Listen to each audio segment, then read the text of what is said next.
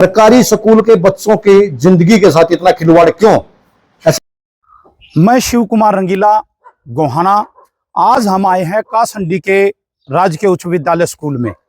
Guinness book of record बन गया। ये हिंदुस्तान का एक पहला ऐसा स्कूल है। आइए मंदिर दिखाता हूं कि स्कूल 6वीं से 10वीं क्लास तक के बच्चों के पढ़ने के लिए है और बच्चे पढ़ते भी हैं, लेकिन स्कूल में एक भी कमरा नहीं है। खुली छत के नीचे बैठ के बच्चे पढ़ते। अब आप सोचते होंगे कि बारिश तूफान और सर्दी हो तो बच्चे कहां जाएं। अगर बारिश और तूफान आ जाएं तो मजबूरी है कि बैग उठा करके यहाँ के 6वीं से 10वीं तक के बच्चों को घर की तरफ भागना पड़ता है।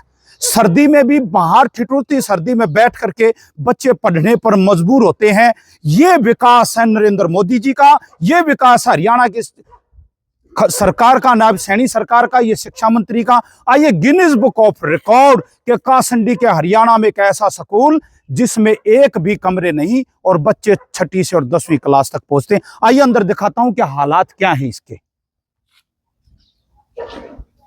नमस्कार दोस्तों, जेड मीडिया में आपका स्वागत है। आज की बात जग्गा के साथ। तस्वीरें देख सकते हैं, कासंडी के सरकारी स्कूल की तस्वीरें दिखा रहे हैं, जहां पे टीन शेड के नीचे बैठे बच्चे पढ़ते हुए नजर आएंगे। और दूसरी तरफ अगर बात करें तो खुले आसमान के नीचे। जी हां, यहाँ पे 10वीं तक का ये स्कूल है, लेकिन अगर कमरों की बात की जाए तो इसमें मात्र 2 ही कमरे और वो भी लैब बनाए हुए हैं। एक में हेडमास्टर साहब का दफ्तर है और दूसरे में लैब है। और आसमान के नीचे बैठे ये बच्चे सामने देख सकते हैं। और सरकार ये दावे करती है कि हमने सरकारी स्कूलों की हालत सुधार दी है। आप कमेंट करके बताएं कि इस स्कूल की ऐसी हालत क्यों। हेडमास्टर साहब से बात हुई तो बात में ये पता लगा कि भी इसकी ग्रांट आई हुई है, लेकिन अभी तक उनके अकाउंट में नहीं आई है। इसका क्या कारण हो सकता है वो तो सरकारी अधिकारी ही बता पाएंगे। फिलहाल ये तस्वीरें देख सकते हैं कासंडी के सरकारी स्कूल की, किस तरह से बच्चे परेशान होते दिखाई दे रहे हैं। आपसे अपील रहेगी कि इस खबर को ज्यादा से ज्यादा शेयर करें। पहला ऐसा स्कूल मिला जहाँ पे एक भी कमरा नहीं है, क्या कहना है?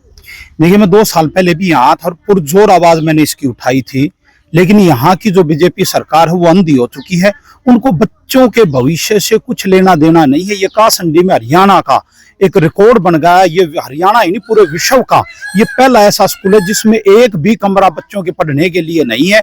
ये बच्चे आप पीछे देख सकते हैं कि बिल्कुल खुले में बैठ के पढ़ रहे हैं। मैं पूछना चाहता हूं बीजेपी की सरकार से, जो नरेंद्र मोदी जी जो कहते हैं कि पढ़ेगा इंडिया तो बढ़ेगा इंडिया का नारा देने वाले इंसान से पूछना चाहता हूं, माननीय नरेंद्र मोदी जी से पूछना चाहता हूं, माननीय नायब सैनी जी से पूछना चाहता हूं, शिक्षा मंत्री जी से पूछना चाहता हूं कि जिन बच्चों के बैठने की भी व्यवस्था नहीं है, जहां बैठ के पढ़ सके, वो कैसे आगे बढ़ेंगे। ये एक गिनीज बुक ऑफ रिकॉर्ड में जाने वाली बात हो गई कि हरियाणा ही नहीं, पूरे हिंदुस्तान का एक पहला ऐसा स्कूल कासंडी में बन गया जिसमें बच्चों के पढ़ने के लिए एक भी कमरा नहीं है और स्कूल में 6वीं से 10वीं तक के बच्चों को पढ़ाया जाता है।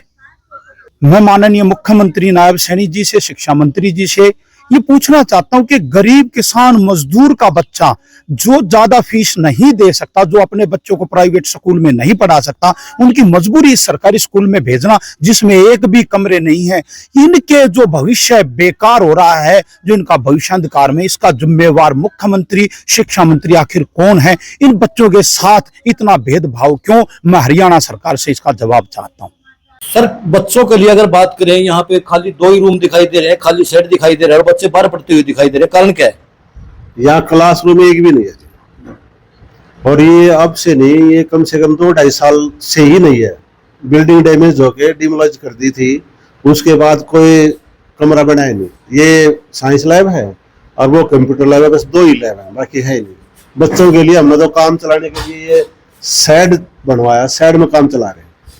तो कहीं ना कहीं अगर बात करें तो आपने कुछ ऊपर लेटर वेटर कुछ डाल रखे? एसएससी के द्वारा मोहम्मद जई बुला के एस्टिमेट तैयार करवा के एक बार नहीं, हमने 3 बार भेज लिया अपना थ्रू प्रॉपर चैनल BODO के माध्यम से जी।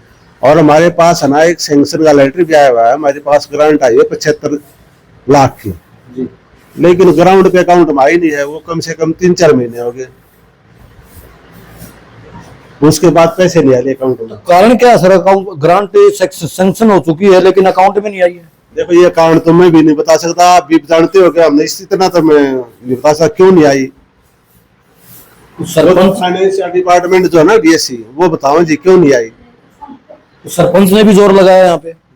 नहीं, पहले वाले की बात है, जो पहले सरपंच है ना धर्मपाल, उसका भाई है सुरेंद्र, उसने बड़ी कोशिश की बेचारे ने। वो एक बहुत सोशल वर्कर है, वो यहाँ आए भी, जेई को, एसएससी को, और वो खुद वहाँ डायरेक्ट से ही मिले। अगर जी हमारे स्कूल का ना एक भी कमरा नहीं, हरियाणा में शायद पहला स्कूल है साथ जहाँ क्लासरूम एक भी नहीं है। मतलब ठीक है जी।